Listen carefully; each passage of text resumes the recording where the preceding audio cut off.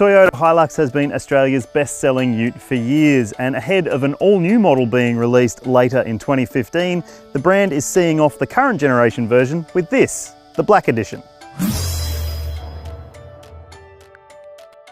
Yep, it's the Black Edition, which is finished in white, of course, and it's based on the most popular variant in the Hilux range, the dual-cab, four-wheel drive, turbo diesel SR5 model. It's limited to a production run of about 1,000 units, and if Toyota's success with its long-selling tough truck is anything to go by, they won't last long. There are some extra inclusions over the range-topping SR5, including unique 17-inch alloy wheels, black side steps, and at the back, a black sports bar.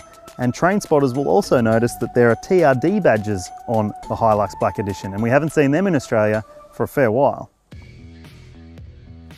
Aside from some leather trim on the seats and some leather on the doors, not much has changed inside the cabin, although there is Toyota's new 6.1-inch touchscreen media system, which also has sat-nav and doubles as a reversing camera.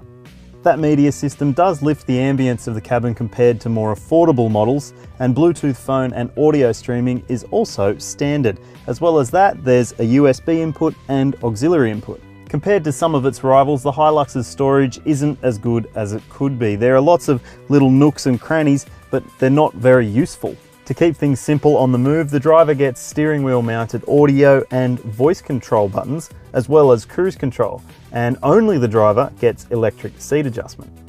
As has been the case for the Hilux for a few years now, the back seat is acceptable but not exceptional.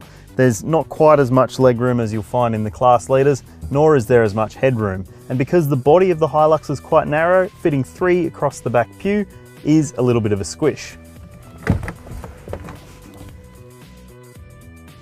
At the rear, the Hilux tray is slightly smaller than you'll find in the class leaders.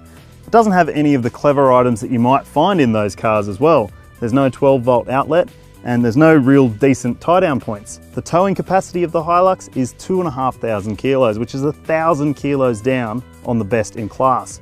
As well as that, the payload is 825 kilos, which means this is no one-tonner.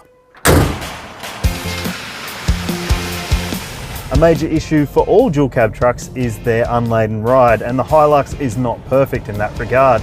It never feels so unsettled as to be unsafe, but you do notice a lot of the lumps and bumps coming through the cabin, particularly at the rear. On the flip side, put 250 kilos or more in the tray and the ride settles down impressively.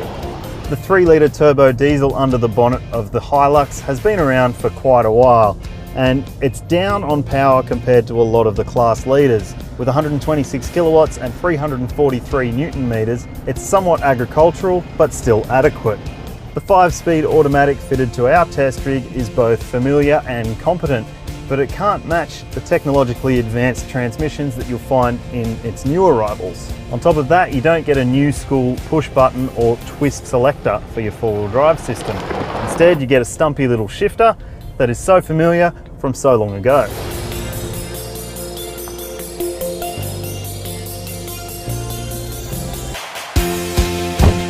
The Hilux in any trim grade remains a reliable and tough as nails workhorse, but when you're paying about $60,000 for one, you'd expect it to be better at the day-to-day things like ride comfort, rear seat comfort, storage and refinement. And in that regard, the Hilux Black Edition does let us down a little bit. However, we hope the new Hilux can address some of those shortcomings, and we can't wait to see if it does later this year.